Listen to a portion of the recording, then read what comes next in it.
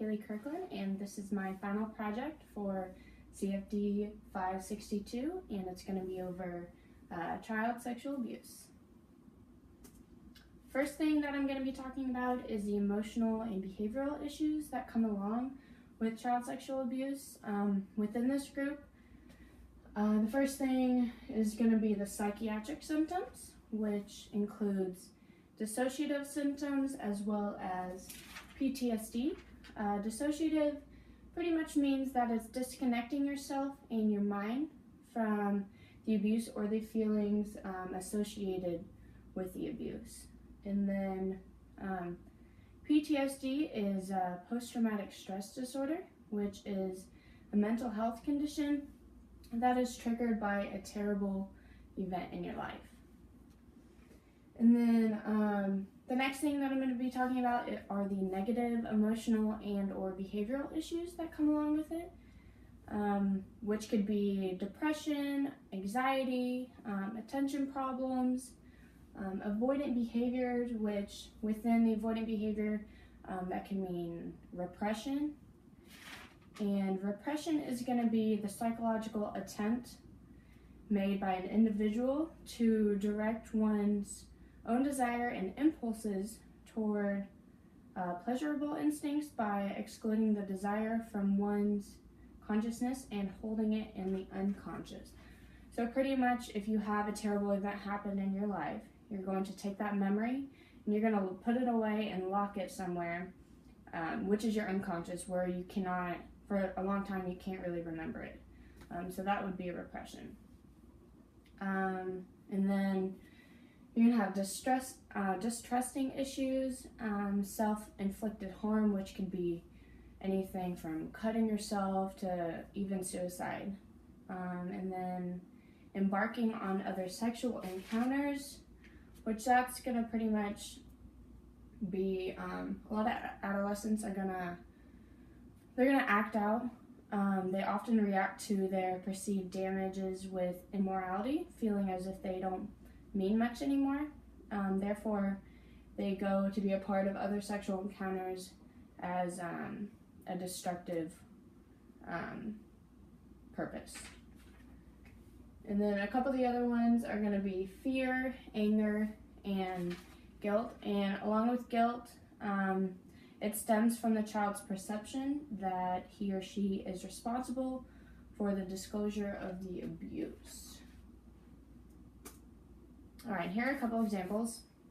When boys are sexually abused, most of the time they carry around a burden, especially those from cultures where male dominance is the norm.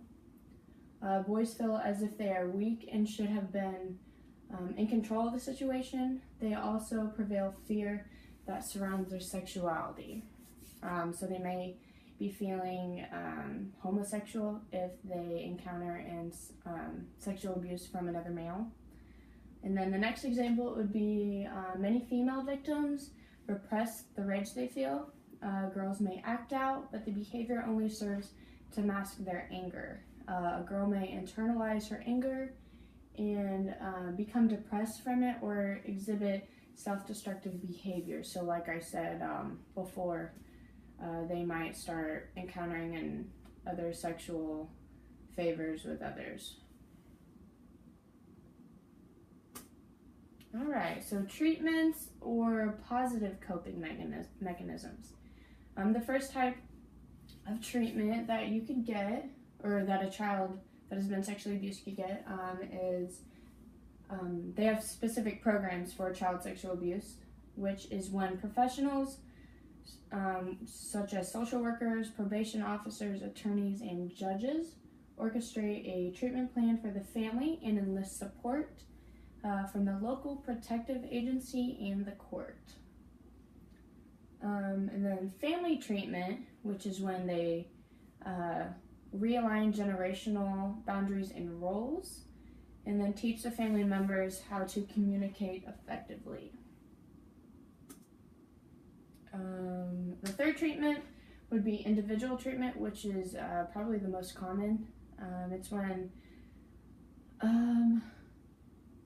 Pretty much when children are coming to treatment are usually struggling with these important issues, which can be feeling like damaged goods, like they're not good enough anymore, guilt, fear, depression, trust issues, low self-esteem, repressing their memories, so they're really not even remembering what happened anymore because of the repression, and blurred boundaries and roles.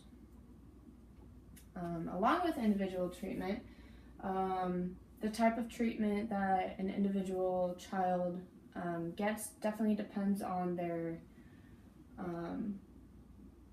how much family support treatment, and whether the child resides with a family or in a foster home, whether the abuse was perpetrated by a family or a non-family member, whether there is involvement with the criminal justice system, and whether there are cultural variations in the family system. Last thing we're going to be talking about with the treatment and positive coping mechanisms is reframing. Reframing is more of a coping mechanism rather than treatment, because you don't need to go to treatment to learn how to reframe. It's pretty much when you are thinking of the bright side of things. If something happens to you, you're not going to dwell on it. You're going to take that knowledge and educate others about it. So, for example, bringing awareness in the community about child sexual abuse and talk about ways to prevent the likelihood of it happening. So the first empirical study that I came across was exploring coping factors amongst men who were sexually abused in childhood. This research reports a major study of mental health outcomes for Australian men who were survivors of childhood sexual abuse, and presents findings from thematic analysis of qualitative interviews with 30 men exploring how their coping mechanisms have developed. This study found that coping strategies developed adaptively through the life course, but clustered only into two types: suppression and denial, which was associated with negative mental health outcomes, and then reframing the abuse, which is what we just talked about, and that was associated with the positive outcomes. All right, the second empirical study I came across was sexually abused children suffering from post-traumatic stress disorder, and then there was an assessment and treatment strategies that came along with that. This selective review addresses recent advances in the assessment and treatment of sexually abused children with PTSD. The clinical assessment of PTSD in sexually abused children is addressed by recommending a developmentally sensitive, multi-informant approach. Also, a family-wide cognitive behavioral treatment framework is considered. The last empirical study that I came across, it is behavioral markers of coping and psychiatric symptoms among sexually abused children. The current study examined coping and psychiatric symptoms in a longitudinal sample of sexually abused children using principal components analysis. Coping behaviors were found to cluster into three categories: avoidant, expressive, and positive affective coping. Avoidant coping, it predicted a range of psychiatric symptoms including depressive, post-traumatic stress, anxiety, and dissociative symptoms, as well as aggression and attention problems. Expressive coping pretty much did the child spontaneously disclose abuse prior to the interviewer asking them directly. And then positive expressive is when the child maintained eye contact in the interview, they remained friendly, happy, they were responsive and comfortable in the interview. And these are pretty much just pictures that would associate with the feelings that children come across whenever they have suffered from child sexual abuse. So as you can see, there's a lot of upset and depression within their faces, but the picture in the middle is just saying, like, enough is enough, and we need to do everything we can to prevent child sexual abuse. All right, thank you.